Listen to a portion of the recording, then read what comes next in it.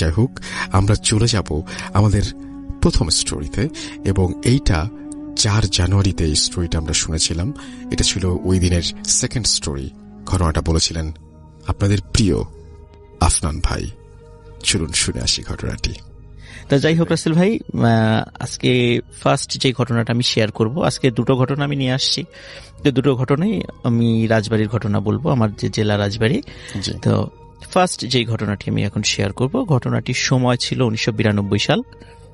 এই ঘটনাটি যার সঙ্গে ঘটেছিল উনি সঙ্গত কারণে ওনার নামটি বলতে নিষেধ করেছেন, এই কারণে ওনার নামটি আমি বলছি না, অন্য সব কিছু আমি বলছি।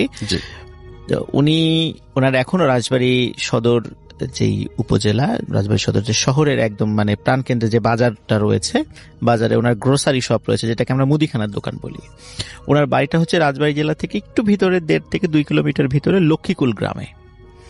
তো উনি যে কাজটা করতেন সেটা হচ্ছে যে প্রায় রাত 9টার দিকেই দোকান বন্ধ করতেন এবং সবকিছু গুছিয়ে নিতে নিতে এবং বাড়িতে পৌঁছতে পৌঁছতে ওনার রাত 10টার একটু বেশি বেঁচে যেত। ওনার দোকানের যত কর্মচারী ছিলেন তাদের সকলের বাড়ি ছিল লক্ষ্মীকুল গ্রামে।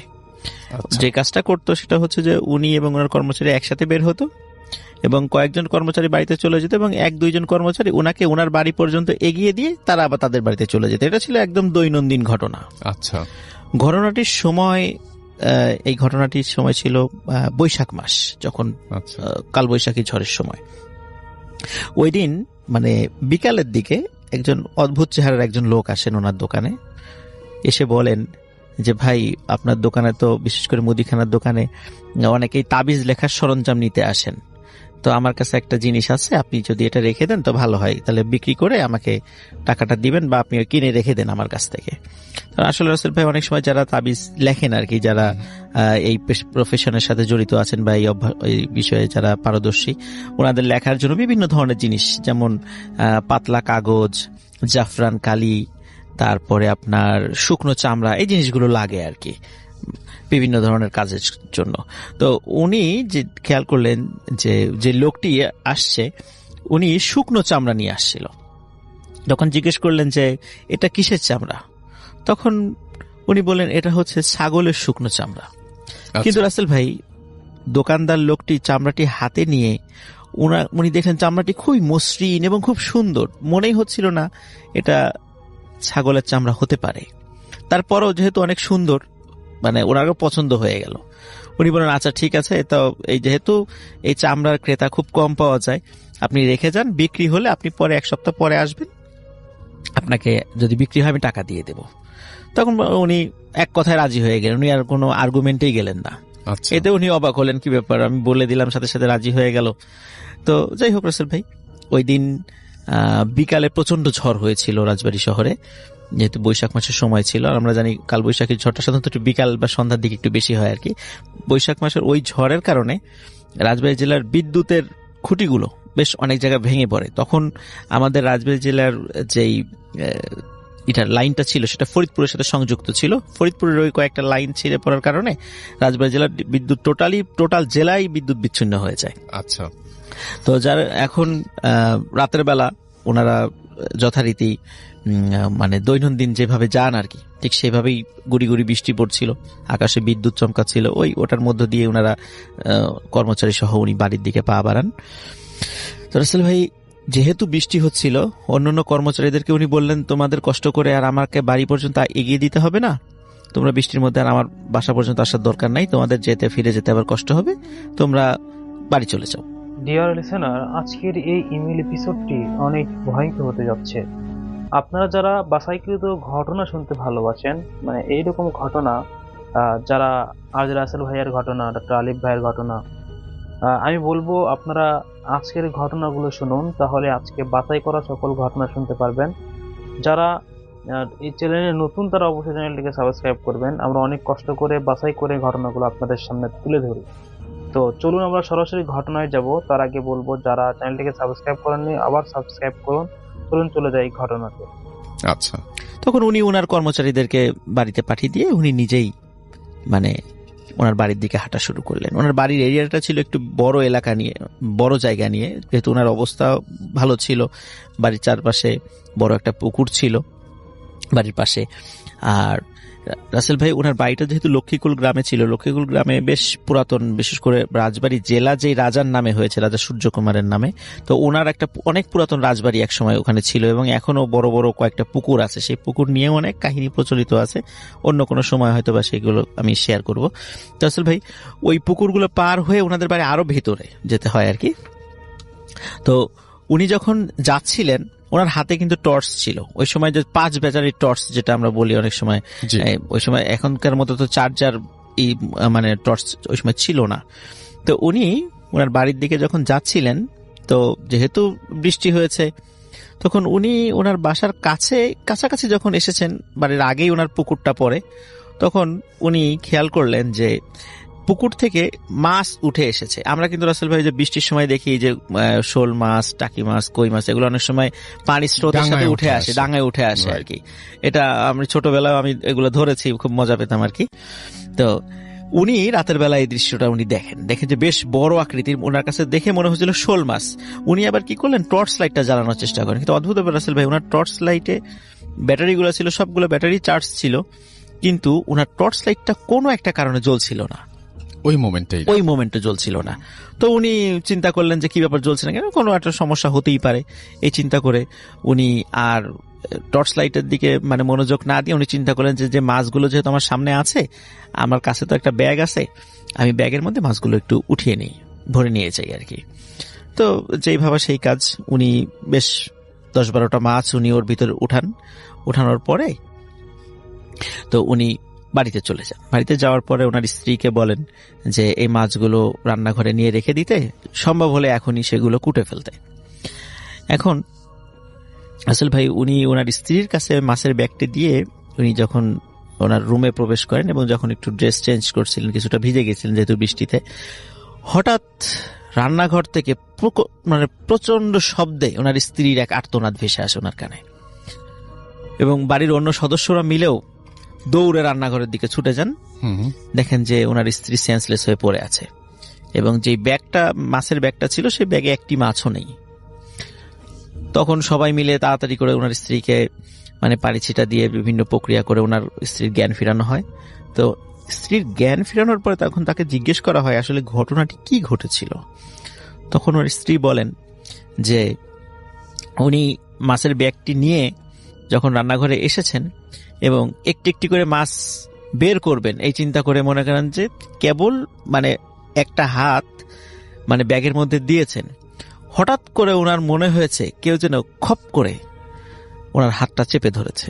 আচ্ছা, তখন উনি চিন্তা করেছেন যে হয়তোবা কোনো মাছ হয়তোবা আমাকে মানে কামড় দিয়েছে। এই চিন্তা করে উনি ব্যাগের মুখটা খুলে দেখতে গিয়েছেন আসলে কি হলো।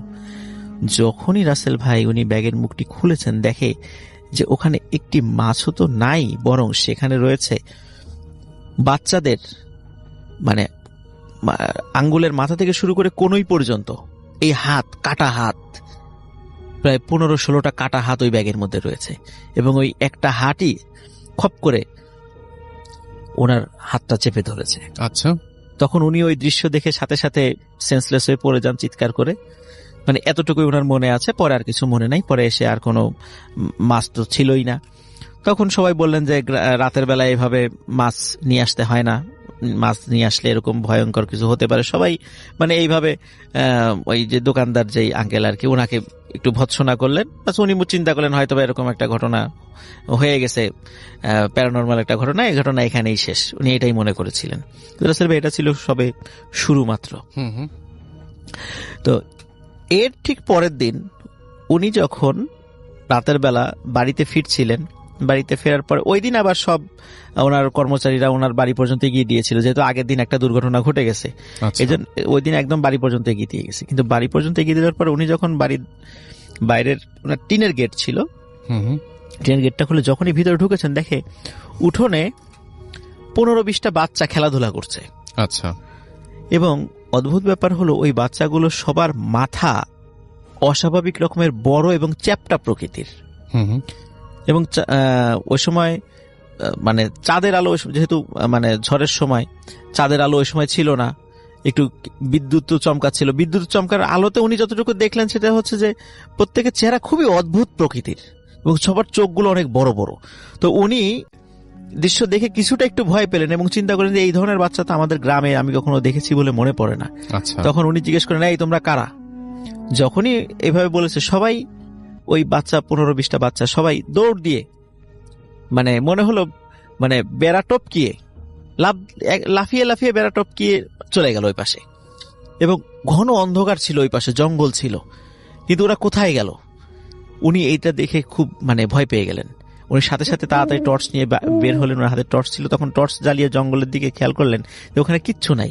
উনি চিন্তা করলেন কি ব্যাপার, এত তাড়াতাড়ি বাচ্চাগুলো কোথায় গেল? তখন উনি চিন্তা করলেন যে আসলে আমাদের বাড়িতে হচ্ছে এটা কি, গতকালকে ঘটনা ঘটলো, আজকে এটা।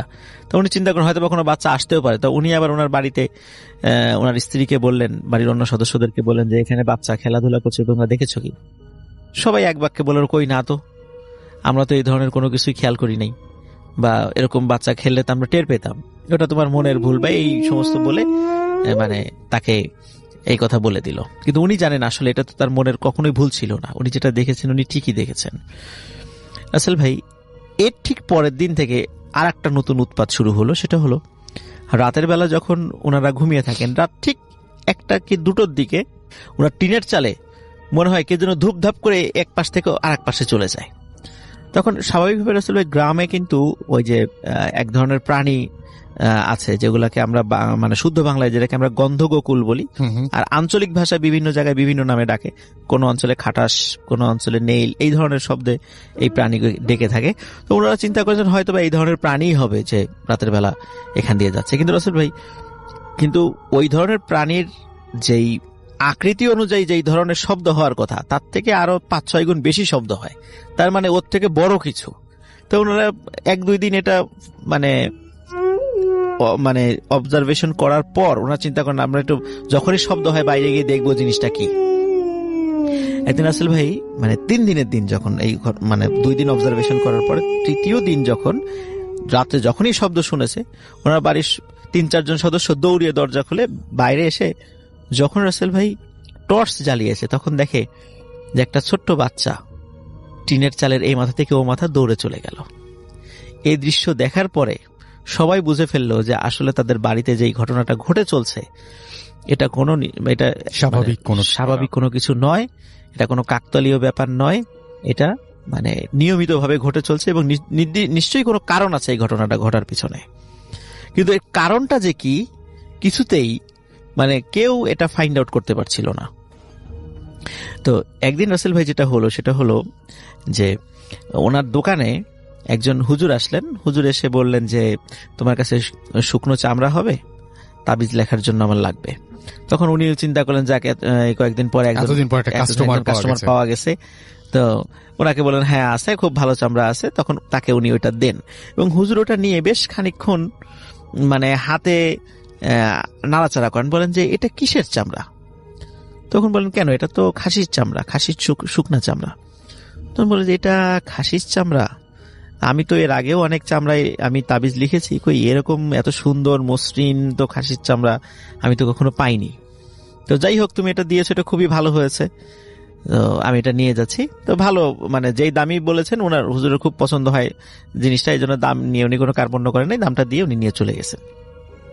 আচ্ছা, কিন্তু রাসেল ভাই পরের দিন সকালবেলা ওই হুজুর হন্তদন্ত হয়ে ওনার দোকানে ফিরে আসছেন, বলছেন যে আচ্ছা সত্যি করে বলো তো এই চামড়া তুমি কোথায় পেয়েছো?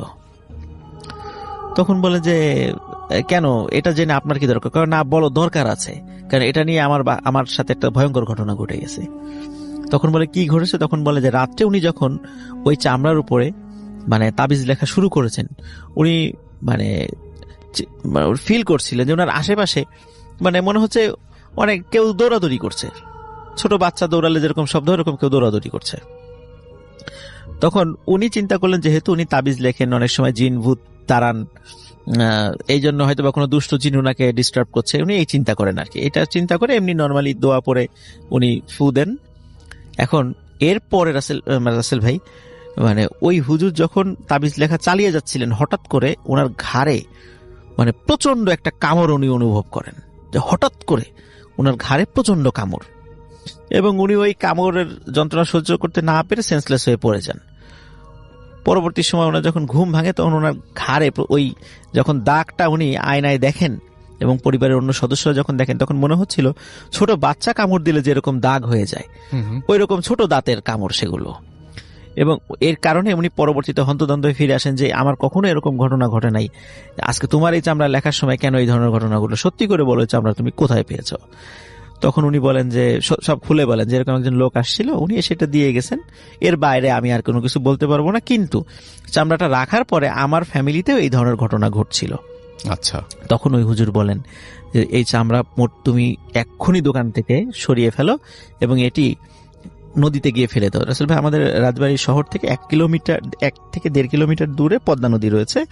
তখন উনি যেটা করেন, উনি ওই হুজুরের কথা শুনে ওই চামড়াটি উনি নদীতে গিয়ে ফেলে দেন।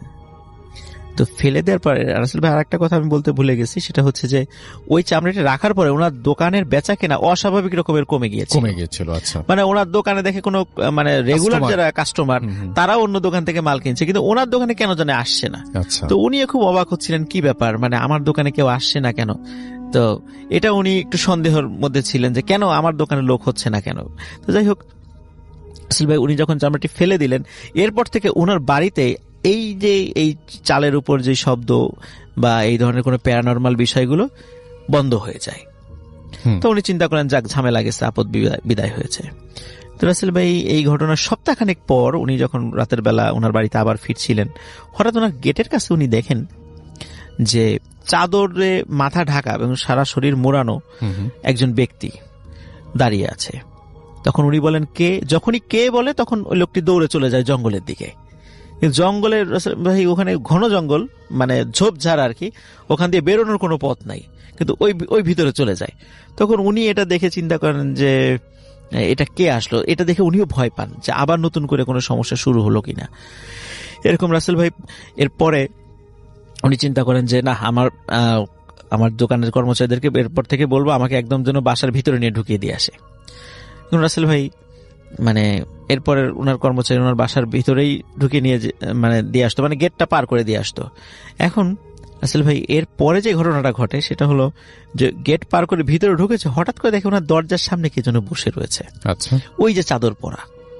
তো যখনই বলে কে, তখনই সে লাফ দিয়ে ওই যে ঠিক যেমন ওই বাচ্চারা যেমন টিনের গেটটা টপকিয়ে খুব মুহূর্তের মধ্যে চলে গিয়েছিল, ঠিক উনি এরকম লাফ দিয়ে চলে যান।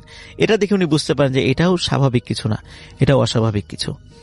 তো এরকম রাসেল ভাই প্রায়শই ওনার সাথে ঘটতে থাকে এবং বাড়ির সদস্যরাও টের পান যে রাতের বেলা ওনাদের বাসার চারপাশ দিয়ে কেউ যেন ঘোরাঘুরি করছে। রাসেল ভাই একদিন উনি চিন্তা করেন যে যেভাবেই হোক এটাকে ধরতে হবে, মানে উনি একটু সাহস করেন যে এইভাবে আর চলতে পারে না, এরা নিশ্চয়ই কোনো মানুষ নতুন করে আমার সাথে দুষ্টামি শুরু করেছে, এরকম উনি চিন্তা করেন। রাসেল ভাই এরপরে একদিন উনি আসছেন, তো সেদিন আর বাড়ির সামনে না, ওই দিন আবার কোনো কারণে উনি দাওয়াত খেয়ে এক জায়গা থেকে ফিরছিলেন।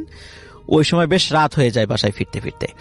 তখন পথিমধ্যে দেখে এরকম চাদর পরা একজন লোক দাঁড়িয়ে আছে। তখন বলে এই কে?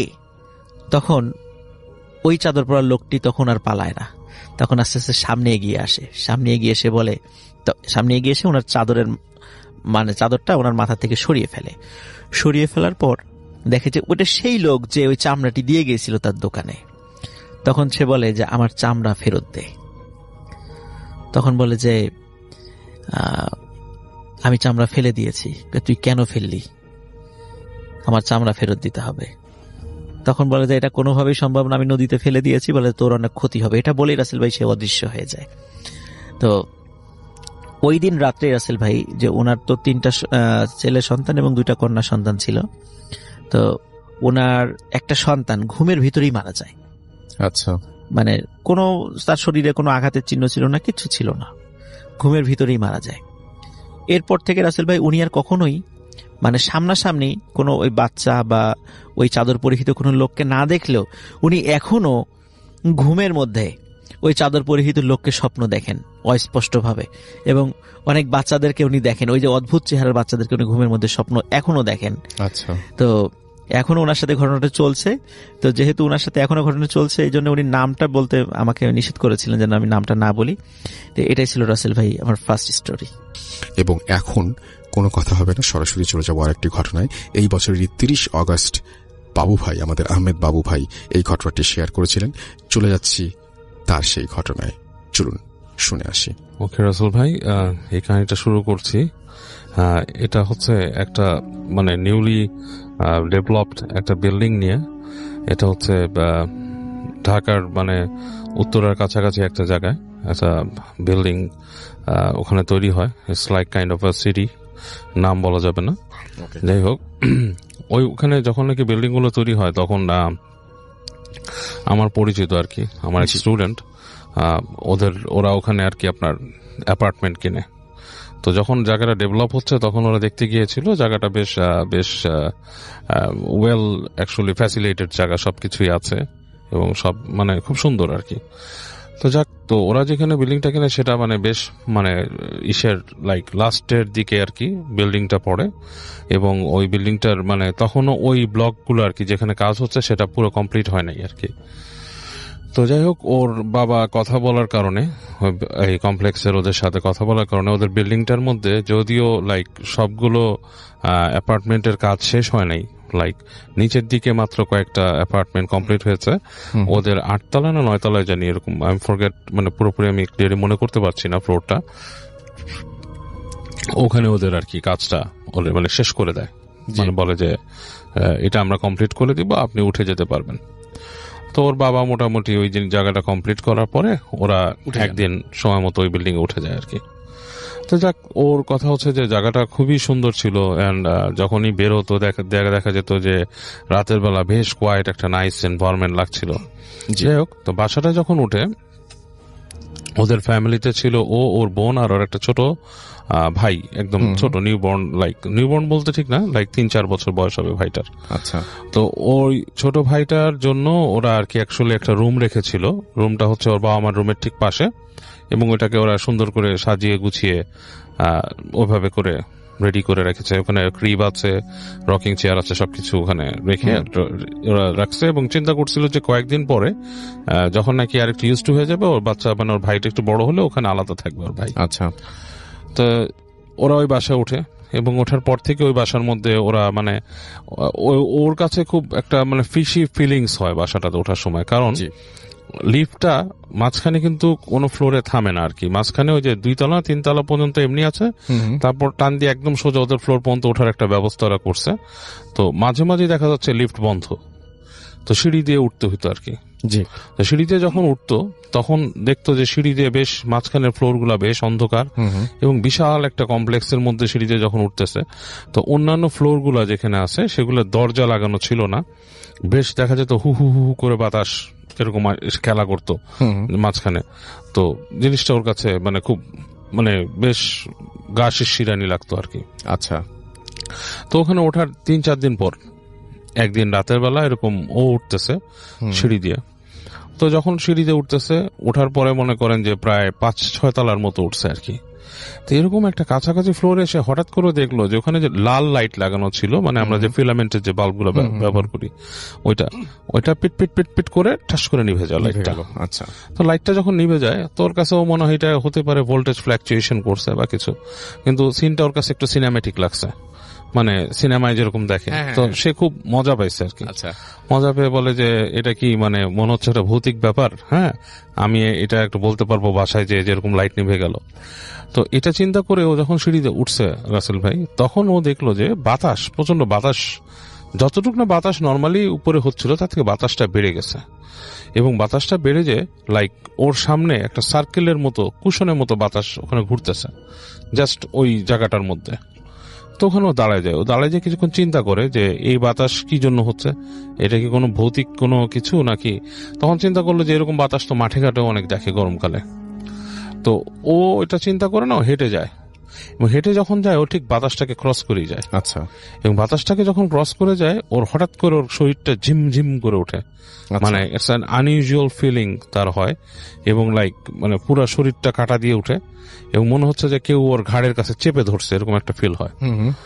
তো ও মোটামুটি একটু অস্বস্তি ফিল নিয়ে আস্তে আস্তে আস্তে উপরে চলে আসে, এবং যখন উপরে আসতে থাকে এরপরে প্রতিটা পদক্ষেপে সে ভয় পাওয়া শুরু করে আসলে, লাইক ওর মনে হচ্ছে যে সামথিং ইজ ফলোইং হিম, এরকম একটা ফিল নিয়ে সে উপরে ওঠে।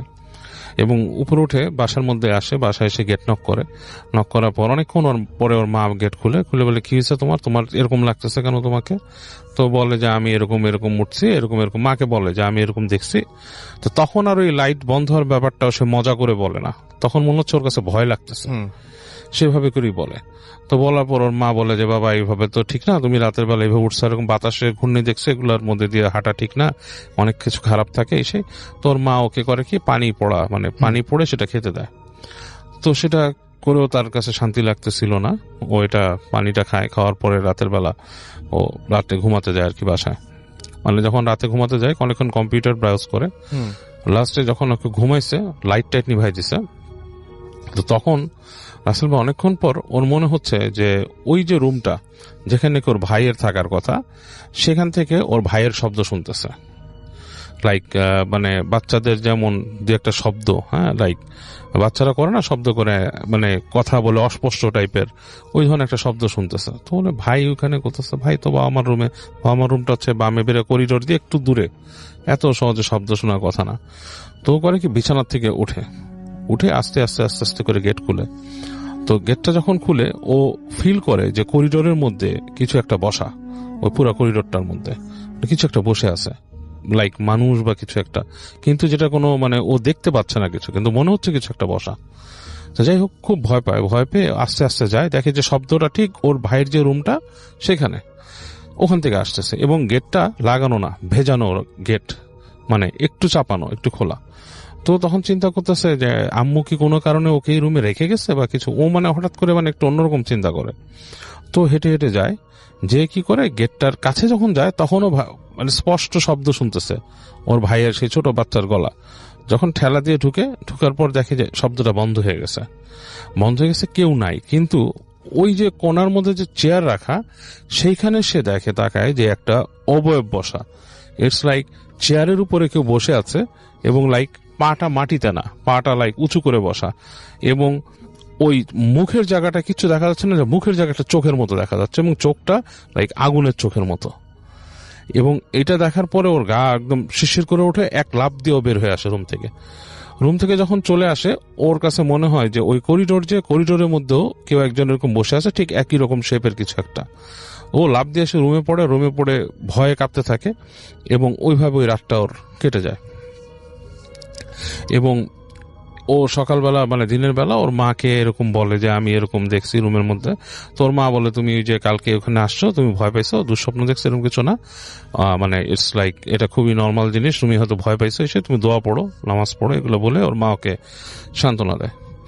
তো পরদিন যখন নাকি ওই বাসার মধ্যেও থাকে, ওর কাছে সারাদিন মনে হয় যে বাসার মধ্যে কেউ একজন আছে এবং ওর দিকে নজর রাখে। ও মানে ও ভালো ফিলই করতেছে না বাসায়, এবং ও সন্ধ্যার পরে একটু বাইরে যেতে চায় চা খাওয়ার জন্য।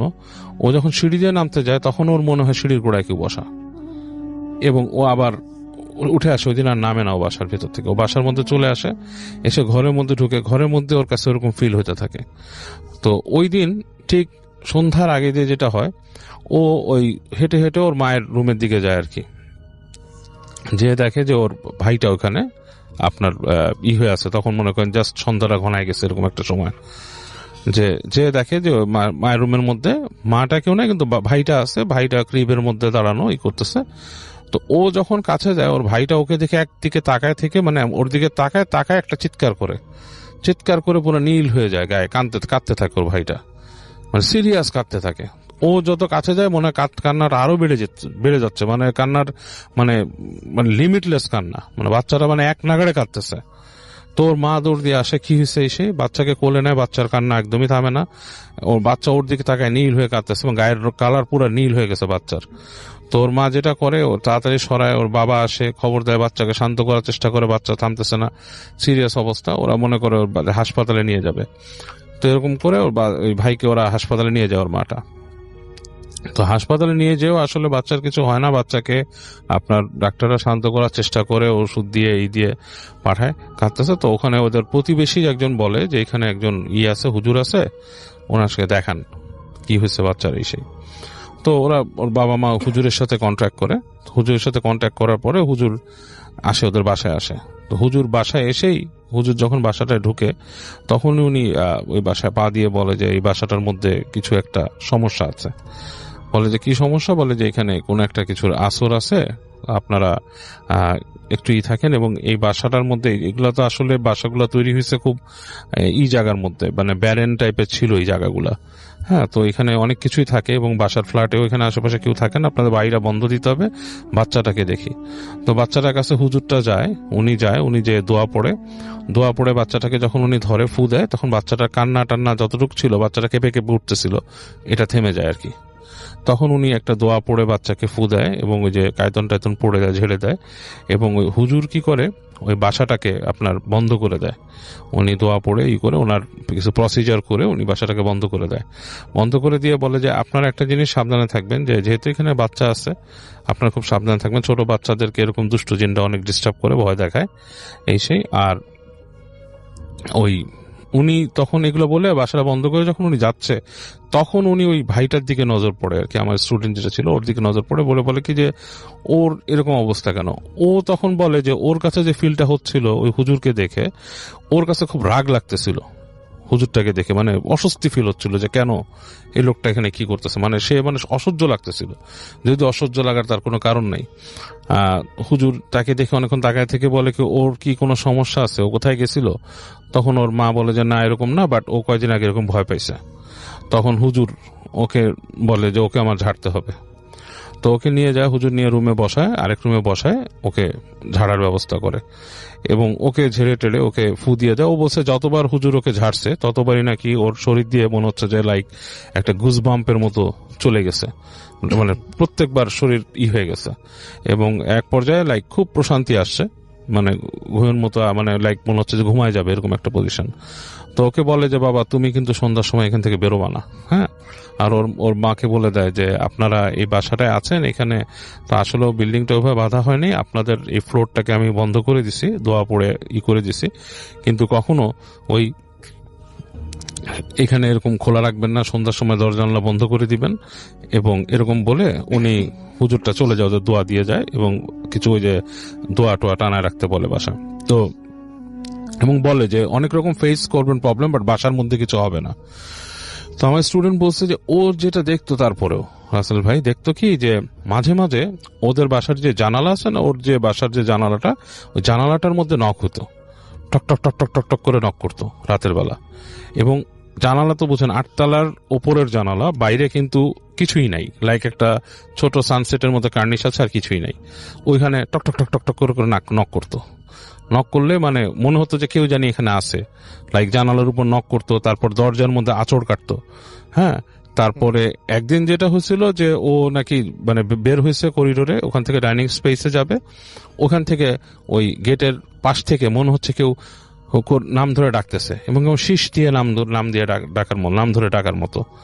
এবং ও ডাকটা এমন ছিল যে ওর কাছে খুব কিউরিয়াসিটি হচ্ছিল যে ও যায়, যে দেখুক যে ঘটনাটা কি, কিন্তু সে যে দেখে নাই। তো এরপরে একদিন ও ছাদে উঠছিল, ওই বাড়ির ছাদে উঠে ওর কাছে খুব উইয়ার্ড ফিলিং হয়েছে এবং সামহাও ও নেমে আসছে। তো আলটিমেটলি পরবর্তীতে আস্তে ধীরে বাসাটার মধ্যে মানুষ আসছে এবং ওদের বাসায় ঝামেলাগুলো কমে গেছে। তবে এখনো নাকি মাঝে মাঝে ওদের বাসার মধ্যে মনে হয় যে ওদের উপরতলায় যেটা ছাদটা, ওদের 2-3টা ফ্লোর উপরে, সেই ফ্লোরের বাসিন্দারা বলে যে ছাদের উপরে এখনো মনে হয় রাতের বেলা কেউ দৌড়াদৌড়ি করে, লাইক আপনার বাচ্চারা খেলাধুলা করে না, দৌড়ায়, সেরকম দৌড়াদৌড়ি করতেছে ছাদে, কিন্তু কেউ গেলে নাকি কাউকে দেখে না। এই হচ্ছে কাহিনী। শুনে আসি ঘটনা।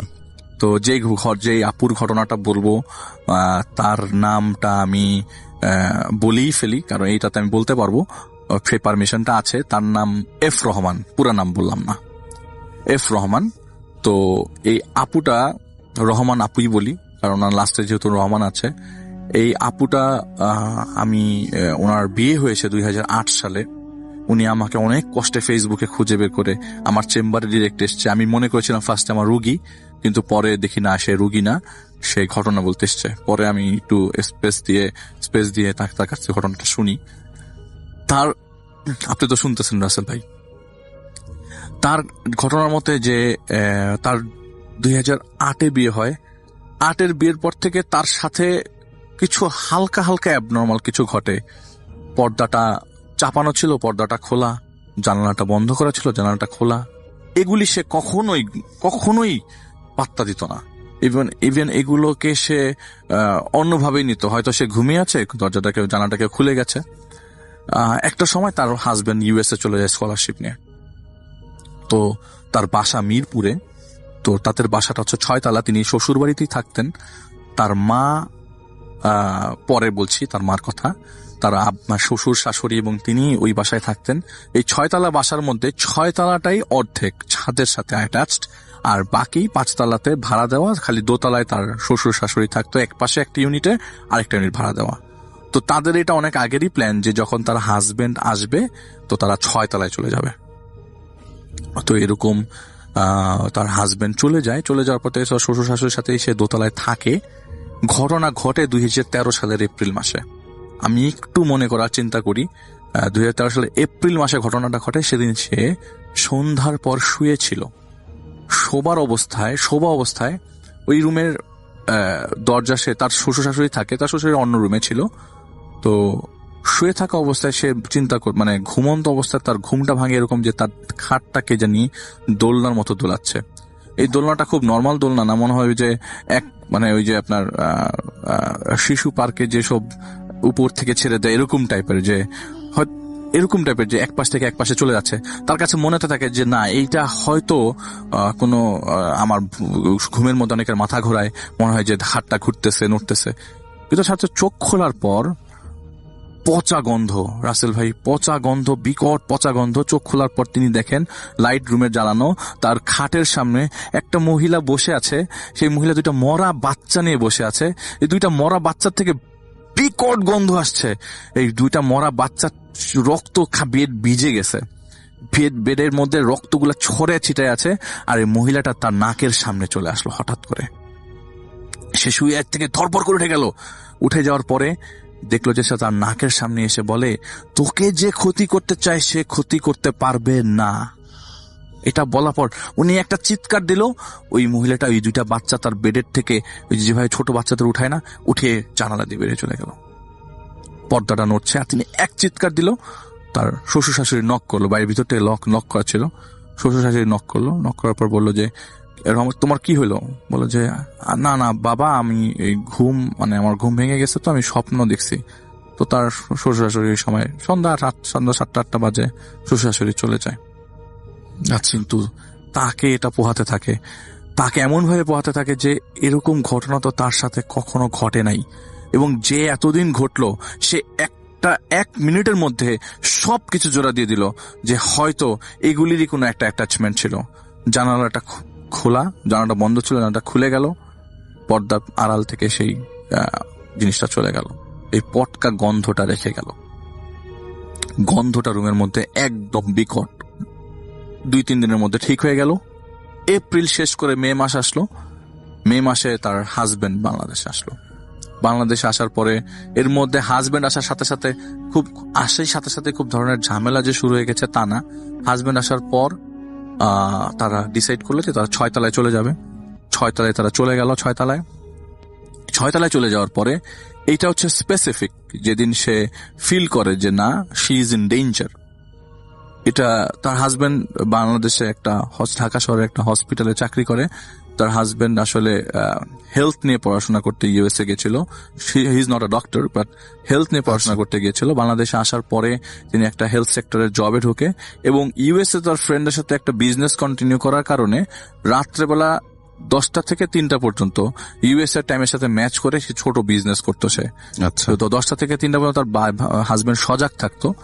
তো সেদিন মে মাসের সেই দিনটার কথা তার মনে নাই, কিন্তু সেদিন হঠাৎ করে সে বলল যে তার হাজবেন্ডকে বলল যে তুমি কাজ করো, আমি ঘুমালাম। তার হাজবেন্ড তার পাশেই ল্যাপটপ নিয়ে বসে আছে। খুব সিম্পল রাসেল ভাই, এখানে কিছুই হওয়ার কথা না। হঠাৎ করে তার তন্দ্রার মতো আসলো। তন্দ্রার মতো আসা অবস্থায় সে বাম কাত হয়ে শুয়েছিল এবং তার চোখটা ছিল তাদের এন্ট্রান্সের দরজার দিকে, রুমের ঢোকার দরজার দিকে। তো ওই ছাদের ওই অর্ধেক পোর্শনটাতে তার সাথে কেউ থাকতো না। তার হাজবেন্ড আর সে, রান্না বান্না হতো সব নিচতলায়, খাওয়া দাওয়া নিচতলায় হতো, দোতলাই হতো আর কি। তারা জয়েন্ট ফ্যামিলি, কিন্তু আলাদা ফ্ল্যাট নিয়ে থাকতো সে আর তার হাজবেন্ড। হঠাৎ করে দেখলো ভাই রাসেল ভাই কিভাবে বলো যে এই মানে গরিব মিসকিনরা যখন একটু বা ওই যে দুর্যোগপূর্ণ এলাকায় যখন ছোট মানে অনেক মানুষ যদি একটা সিম্পল জিনিস দেখার পর যেরকম পাগল হয়ে যায়, 4-5 জন লোক দরজার পাশ দিয়ে মানে খাবলা খাবলি করছে ভেতরে ঢোকার জন্য, মানে এমন সময় তিনি দেখে যে তিনি ক্ষুধার্ত মানুষের জন্য তাকে এরকম দরজা খুলতে পারছে না, দরজাটা একজন ধরে আছে। কে ধরে আছে রাসেল ভাই দরজাটা? আপনার কি মনে হয় দরজাটা কে ধরে থাকতে পারে? সে কি দেখছে? দরজাটা কেউ একজন ধরে আছে, বাসার কেউ? সে নিজে ধরে আছে, সে শুয়ে শুয়ে দেখছে। সে নিজের ঘরে, নিজের ঘরে দেখতে পাচ্ছে। হ্যাঁ, নিজের দরজা ধরে আছে, সে আটকে রাখছে দরজাটা। আর তার মা বাচ্চা, আমার শরীরের লোম আমি তো এটা এক্সপেক্ট করিনি আসলে। তার মা বাথরুমের দরজা খুলে বলল, তুই কিচ্ছু শুনিস না, তুই খালি আয়াতুল কুরসি পড়, তুই কিচ্ছু শুনিস না। আমি খুব এক্সাইটেড হয়ে যাচ্ছি রাসেল ভাই বলতে, যে কারণ আমি ঘটনাগুলা শুনেছি ওরকম ভাবেই। তুই কিচ্ছু না, তুই খালি আয়াতুল কুরসি আর সূরা নাস পড়, তুই ভালো হয়ে যাবি, তুই পড়তে থাক। তিনি তন্দ্র অবস্থায় জোরে জোরে সূরা আয়াতুল কুরসি এবং আয়াতুল কুরসি এবং সূরা নাস পড়ার সাথে সাথে তার হাজবেন্ড বলল, তোমার কি হয়েছে? তোমার কি হয়েছে? উনি ধরপড় করে উঠে যায়, বলে যে না আমার কিছু হয় নাই, কিন্তু আমি এরকম দেখলাম। বলে তুমি স্বপ্ন দেখছো, তুমি শোও তো। 5 মিনিট পরে ওই জিনিসটা দরজা খুলে আর আটকাতে পারলো না সে। আমি চোখ বন্ধ করলাম, ওই লোকটা, যে লোকটা ঢোকার জন্য সবচেয়ে বেশি, মানে 4-5 জন ছিল, সবচেয়ে বেশি যে ঢুকতে চেয়েছে, সে হঠাৎ করে এসে আমার গলা ধরে চাপ ধরে বসলো। আমার গলাটা, আমি গলার মধ্যে হাত ছড়ানোর চেষ্টা করছি, আমার হাজবেন্ড বারবার আমাকে ধাক্কাচ্ছে, কিন্তু আমি কিচ্ছু দেখছি না। বা হাজবেন্ড বললো, হয়তো তোমাকে আলাজিব বা ব্লক হয়ে গেছে, যেটা বোবাই ধরলে হয়, তুমি দোয়া পরে ফু দিয়ে ঘুমাও, কিচ্ছু না। ওই সময় আর আমার হাজবেন্ড আমার মাথার মধ্যে হাত রাখার কারণে আমি সাইকোলজিক্যালি, উনি রিলিফ পায়। উনি ফজরের ওয়াক্তে উঠে, তখন 12টা বাজতো ওই সময়টার ঘটনাটা। ফজরের ওয়াক্তে যখন তিনি টুথ ব্রাশিং করেন, ওযুর পরে টুথ ব্রাশ করছে, এমন সময় গলার মধ্যে দেখে যে 5 আঙ্গুলের ছাপে গলাটা লাল হয়ে আছে, যে জায়গাটা ধরেছিল। এইটা তার শ্বশুর শাশুড়িকে জানায়। শ্বশুর শাশুড়ি ইগনোর করে, বলে যে তুমি দেখা যায় যে হাত দিয়ে ধরে রাখছিলা, মনে হয় ঘুমের মধ্যে, তোমার কাছে মনে হচ্ছে যে এটা। কিন্তু ওনার হাজবেন্ড বলছে না, তুমি ধরো নাই। কিন্তু ওনার হাজবেন্ড যখন এই ঘটনাটা বলে, উনি বলে যে এটা দেখেছে উনি, ওনার হাজবেন্ডটা চুপচাপ শুনে অফিসে চলে যায়। 1 মাস পর্যন্ত রাসেল ভাই ওই জায়গাটা লাল হয়েছিল। শেষের দিকে এই জায়গাটা কালো হতে থাকে, আস্তে আস্তে কটকটা কালো হতে থাকে। এমন সময় সে না পেরে তার বাবাকে জানায়। তার বাবা চুপ করে ফোনটা রেখে দেয়, একটা রিপ্লাই দেয় না। ঠিক 3 দিন পর তিনি আসরের নামাজ পড়ার পরে দেখে, কিরে দাগটা নাই কেন? নাই, হঠাৎ করে দাগটা গন। তিনি খুব অবাক হয়ে যায়। তিনি তার বাবাকে ফোন দেয়, তার বাবাকে ফোনে পায় না। ওই দিন হঠাৎ করে কোইন্সিডেন্টলি তার ফুপ্পি তাকে ফোন দেয়। তো ফুপ্পি বলে যে, কি ব্যাপার, তোর গলার দাগ গেছে? তিনি বলে, তুমি কেমনে জানলা? বলে যে, ভাই বলতেছিল তোর গলার মধ্যে দাগ, তা আমি তাকে একটা অ্যাড্রেস দিয়েছিলাম, আমাদের পাশের বাসায় একজন বুজুর্গ ইমাম আছেন, তার কাছে যাওয়ার জন্য। ওই ইমাম 3 দিন সূরা ইউনিস খতম দেয়, কি একটা ওয়েতে খতম দেয়, দেওয়ার পরের থেকে তার এই দাগটা নাই। আস্তে আস্তে তিনি জিনিসগুলা ফিল করতে থাকে যে না, এখন আমার সাথে যা ঘটছে তার কোনোভাবেই আমি একসেপ্ট করতে পারছি না। হঠাৎ করে তিনি কনসিভ করেন। আচ্ছা, এটা তো আবার নতুন একটা হলো, নতুন দিকে টার্ন নিচ্ছে আস্তে আস্তে রাসেল ভাই। এই কনসিভ করা অবস্থায়, কনসিভ করার যখন নিউজটা তিনি পেলেন, তার 10 দিনের মাথায় তিনি সন্ধ্যা 7টার দিকে ঘুমোচ্ছেন।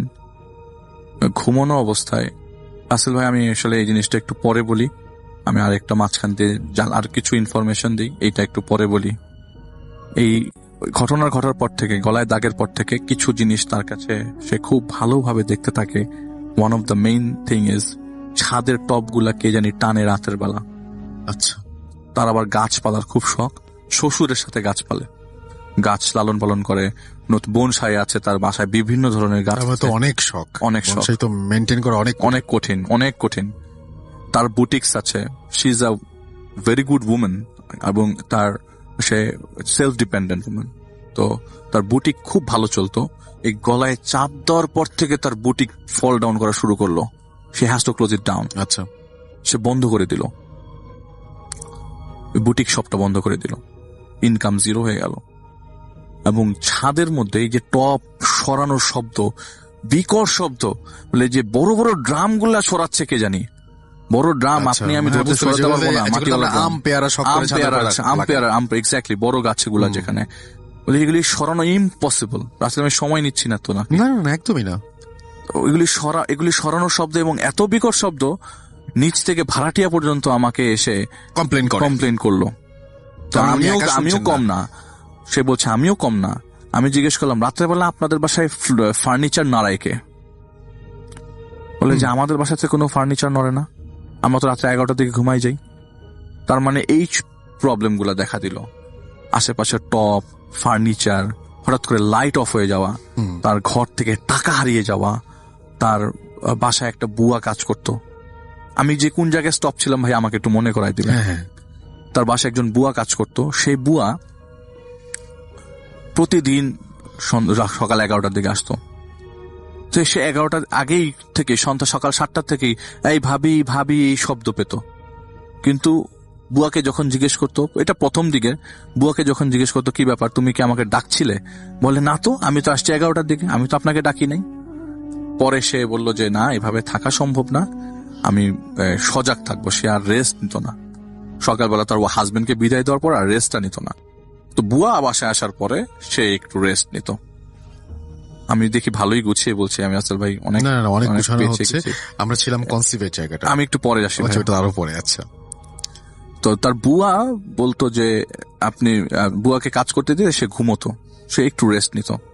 তো বুয়া বলতো যে আপা আপনার বাসায় যতক্ষণ আমি থাকি আমার কাছে মনে হয় আমার পাশে কেউ আছে, আমার দিকে কেউ তাকিয়ে আছে, কঠোর দৃষ্টিতে তাকিয়ে আছে, মনে হয় যে আমি এখনই মরে যাব, এরকম চিন্তা হচ্ছে। তো বুয়ার ঘটনাকে আসল ভাই পরে বলবো, আসি কনসিভের ঘটনা। এর মাঝে সে কনসিভ করে। কনসিভ করার ঠিক 10 দিন, খবর পাওয়ার 10 দিন পরে সে তো খুশি, তার হাজবেন্ড খুশি। এর আগে তারা সে কনসিভ করেননি, যেহেতু করেছেন। কনসিভ করার ঠিক 10 দিন পরে রাত্রে 8টার দিকে তার বুয়াটা চলে যায় বাসা থেকে, হাজবেন্ডও চলে এসছে, হাজবেন্ড ওয়াশরুমে। এমন সময় তিনি শুয়ে আছেন, উপরে ফ্যান ঘুরছে, উনি হঠাৎ করে দেখলেন একটা কুকুর তার পায়ের উপরে, মানে পেটের উপর পা দিয়ে রেখেছে, দুটো পা। একটা কালো কুচকুচে কুকুর জিভ বের করে তার পেটের উপরে দুটা পা দিয়ে রেখেছে। সে একটা চিৎকার দেওয়ার পর থেকে রাসেল ভাই এত ব্যথা শুরু হয়ে গেল, আধা ঘন্টার মধ্যে তার অ্যাবর্শন হয়ে গেল। হাফ এন আওয়ার, ভয়ঙ্কর ব্যাপার। কিন্তু হাফ এন আওয়ারের মধ্যে তার অ্যাবর্শন হয়ে গেল। এটা ফার্স্ট টাইম ছিল। এবং তিনি খুব ফ্রাস্ট্রেটেড হয়ে গেল। এরপর থেকে রাসেল ভাই আরো 2বার সে কনসিভ করে, এবং যতবারই সে কনসিভ করে তার চারিপাশে পটকা গন্ধ বের হয়। যতবারই সে কনসিভ করে ততবারই, এটা 3বার, থার্ড টাইমের কথা বলছি, থার্ড টাইম সে যখন কনসিভ করে তার চারিপাশে পটকা গন্ধ আসে, মৃত মানুষের গন্ধ আসে, পচা মাছের গন্ধ আসে। তার চারিপাশটা গরম হয়ে এনসার্কেল করতে থাকে, গরম বাতাস। ইভেন তার হাজবেন্ডও মাঝে মধ্যে বলতো তোমার শরীর থেকে গরম বাতাস আসছে, তুমি একটু দূরে যেয়ে বসো। আসলেই এনসার্কেল করতে থাকে। আর যখনই কনসিভ করার এই কন্ডিশনটা আসে, একটা কুকুর তার পেটের উপর দুটা পা দিয়ে রাখে, রাসেল ভাই ওই সময় সে অ্যাবর্শন করে ফেলছে। এত ব্যথা তার কখনোই হয় না। এই ব্যথাটা হয় হচ্ছে শুধুমাত্র কনসিভ করার সময়, অ্যাবর্শনের সময়। এই মিলে সে 6বার অ্যাবর্শন হয়েছে। এরপর থেকে আর কনসিভ করে না। পরবর্তী সময়ে সে বলল যে না, আমি 6 তলায় আর থাকবো না, আমি দোতলায় চলে আসব। তো দোতলায় আসার সময় সে একজন হুজুরের শরণাপন্ন হয়। সেই হুজুরটা খুব আহামরি কাজ করেছে তার জন্য রাসেল ভাই, তিনি যে থ্যাঙ্কফুল যে বা কিছু তাও না। হুজুরটা কিছু কাজ করেছে যেটা তার কিছু সময় ওই কন্ডিশন থেকে সাময়িক কিছু রিলিফ দিয়েছিল। তো তিনি নিচে নেমে যান, দোতলায় নেমে যান। দোতলায় নামার সময়, নামার পর আর কিছু হয় না। দোতলায় নামার ঠিক 15 দিন পর তিনি ড্রয়িং রুমে, রাসেল ভাই আমি প্রথমে আপনাকে কয়টা মানুষের কথা বলেছিলাম, খাটের উপর বসেছিল 3 জন মানুষ, 2টা বাচ্চা, একটা মেয়ে, একটা মহিলা। একটা মহিলার 2টা হাত ছাপ আর 2টা বাচ্চা, ছোট ছোট 2টা ছাপ ড্রয়িং রুমের মধ্যে, হাতের ছাপ। আচ্ছা। কোথায় এটা ছিল? দোতলায়। না না, ড্রয়িং রুমে দেয়ালে বা দেয়ালের মধ্যে। দেয়ালের মধ্যে।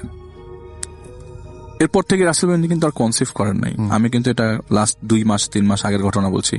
এটা কিন্তু কিছুদিন আগের ঘটনা বলছি। আমি কিন্তু এখন এই লাস্ট 1.5 বছর টানলাম এতদিন পর্যন্ত। তিনি কি করলেন, আমাকে নক করলেন কিছুদিন আগে এই ঘটনাগুলো বলার জন্য। তো লাস্ট যে ইনসিডেন্টটা ঘটে সেটা একদমই মানে উল্টা পাল্টা বলতে পারবো, আনএক্সপেক্টেড ঘটনা, একটু ডিফারেন্ট, খুব সিম্পল ঘটনা। আপনার কাছে ভয় লাগবে না, কিন্তু একটু বিরক্ত লাগবে। উনি ঈদ উপলক্ষে, রমজান ছিল কয়েকদিন আগে, রমজানে ঈদ উপলক্ষে একটা টেবিল অর্ডার দেয়। আচ্ছা, টেবিলটা তো গ্লাসের টেবিল আর কি। আর তো টেবিলের নিচের যে সাপোর্টটা উপর উঠায় ফেলে, আর 4 জন মিলে, গ্লাসটা অনেক ভারী গ্লাস। আচ্ছা, তো তার বুয়া নিচের থেকে দেখছিল যে গ্লাস উঠাচ্ছে, কারণ হেল্পিং হ্যান্ড বলতে বুয়াই ছিল, আর 4 জন লোক গ্লাসটা উঠাচ্ছে উপরে। গ্লাসটা হঠাৎ করে ছুটে গেল তাদের 4 জনের হাত থেকে। ছুটে যে গ্লাসটা পড়ার কথা ছিল বুয়ার শরীরের উপরে, গ্লাসটা কি করলো, ডান পাশে কাত হয়ে যে পিছনে যে বুয়ার পায়ের লিগামেন্ট কেটে দিল। আচ্ছা, ওখান থেকে সিভিয়ার ব্লিডিং। বুয়াকে হসপিটালে নিয়ে গেল।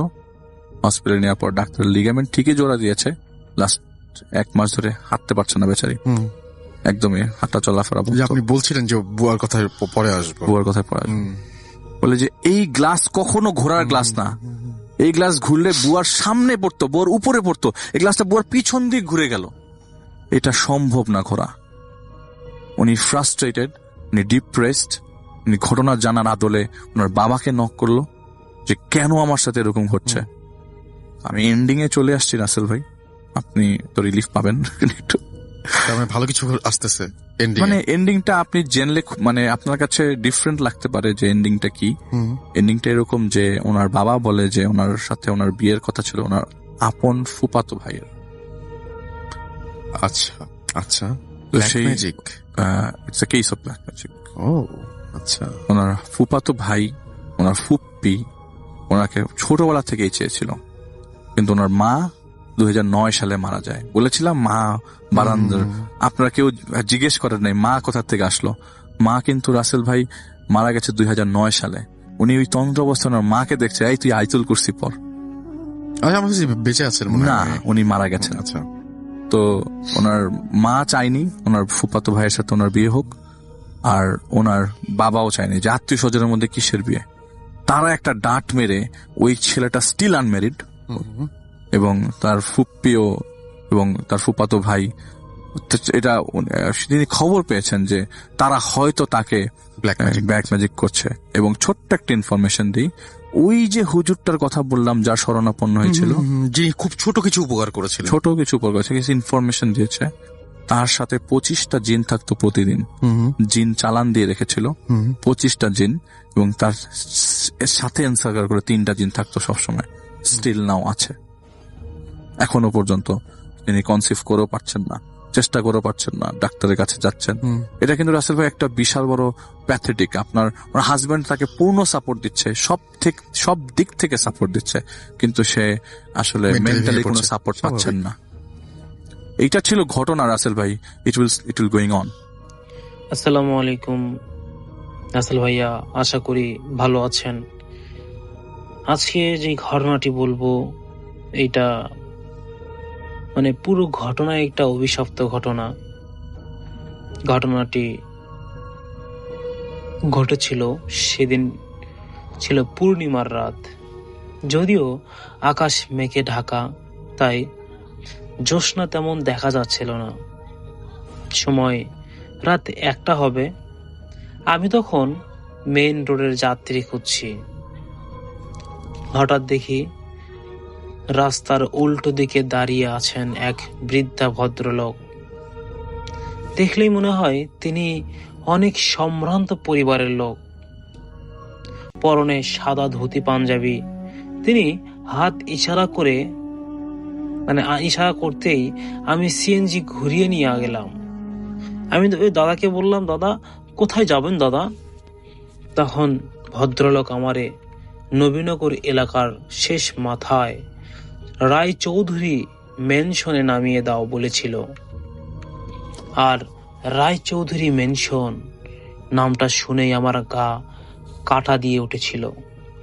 ওই বাড়িটা শহরের এক প্রান্তে প্রায় পরিত্যক্ত অবস্থায় দাঁড়িয়ে আছে। সবাই বলে ওই বাড়িতে নাকি একটা দুর্ঘটনা থেকে বা দুর্ঘটনার পর থেকে একটা অভিশাপ লেগে আছে। বহু বছর ধরে কেউ থাকে না সেখানে, কিন্তু লোকটার চোখে মুখে কেমন একটি দৃঢ়তা, যেন তিনি খুব জরুরি কোনো কাজে যাচ্ছেন। টাকার অঙ্কটাও ভালো দিলাম, লোভ সামলাতে পারলাম না, অনেক টাকা চাইলাম, যে 1000 টাকা লাগবে বলেছিলাম। সে বলছে ওকে, নো প্রবলেম। নবীনগরের রাস্তা ধরে আমরা চলতে লাগলাম। রাস্তা যত ভিতরের দিকে যাচ্ছি আলো তত কমে যাচ্ছিল। শেষমেশ যখন সেই ম্যানশনের সামনে পৌঁছালাম, তখন ঠিক মনে হলো যেন অন্য এক জগতে এসে পড়েছি। যে বাড়িটা আমরা যাচ্ছিলাম সেই বাড়িটা বিশাল বাড়ি, একদম কালো পাথরের তৈরি। রাসেল ভাইয়া, চারিদিকে ছিল জংলা, গাছপালা আর অনেক লতা পাতা বেষ্টিত একটা জায়গা। গেটের তালা ভাঙা। ভদ্রলোক বললেন, তুমি এখানে একটু অপেক্ষা করো, আমি মিনিট 20 মধ্যে ফিরে আসব। আমি বললাম, ওকে দাদা। অত রাতে কেন দাদা? আপনি তো বললেন এখানে কেউ থাকে না। ভদ্রলোক একটা খিলখিল হাসি দিয়ে বললেন, কেউ থাকে না? ভুল জানো তুমি, আমি ওদের সাথেই দেখা করতে এসেছি। এই বলে তিনি গেট খুলে ধীরে ধীরে অন্ধকারের ভিতরে মিলে গেলেন। আমি সিএনজিটা বাড়ির গেটের সামনে রেখে অপেক্ষা করছি। মিনিট 20 পেরিয়ে গেল, কিন্তু ভদ্রলোক আর ফিরলেন না। আমার ভিতরে অস্থিরতা শুরু হলো। আমি মনে মনে ভাবছি, এত রাতে একজন অচেনা মানুষকে এভাবে একা ছেড়ে যাওয়া ঠিক হয়নি। আমি সিএনজি থেকে নেমে সাহস করে গেটের কাছে গেলাম। ভিতরে ঝিঝি পোকার ডাক ছাড়া আর কোনো শব্দ নেই। আমি গলা খাকারি দিয়ে ডাকলাম, দাদা, আপনি কি ভিতরে আছেন দাদা? কোনো উত্তর নেই। অজ্ঞাতা আমি গেট ঠেলে ভিতরে উঠানে ঢুকলাম। বিশাল উঠোন, মাঝখানে একটা শুকনো ফোয়ারা। ম্যানশনের সদর দরজাটা ছিল অর্ধেক ভেজা, যেন অনেক দিন বন্ধ থাকার পর এই মাত্র এই গেটটি খোলা হয়েছে। আমি আবারও সাহস করে দরজার কাছে গিয়ে দাঁড়ালাম। ভেতরটা ঘোর অন্ধকার। আমি টর্চ চালালাম, দেখলাম সিঁড়ি দিয়ে দোতলায় ওঠার কোনো পথ আছে কিনা। কিন্তু একটা জিনিস, এই জিনিস দেখে আমার শরীর একেবারে ঠান্ডা হয়ে গেল। সিঁড়ির রেলিং এর উপরে দলা পাকানো রক্তের মতো কিছু একটার দাগ। আমি ডাকলাম, দাদা, আমি কি ভিতরে আসবো? ঠিক তখনই ভেতর থেকে 3টি শব্দ ভেসে এলো, একদম পরিষ্কার কিন্তু অচেনা ভাষায়। তুমি এখন যাও।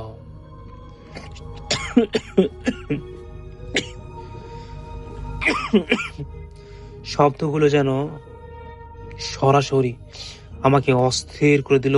আর আমার কানের ভিতরে মনে হয় কেউ আলতো হয়ে বলে গেল।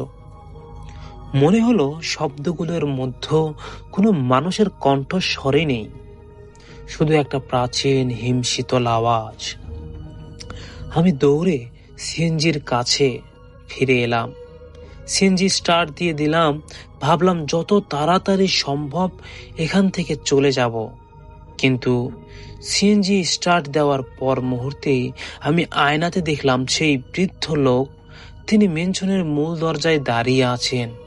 তার চেহারায় এখন আর সেই বিনয়ী ভাবটা নেই, বরং একটা ভয়ঙ্কর ক্রোধ। তিনি আমার দিকে তাকিয়ে বা তার হাতটা ধীরে ধীরে তুললেন। তার হাতের কবজিতে একটা পুরনো পকেট ঘড়ি ঝুলছিল। ঘড়িটার কাঁচ ভাঙা।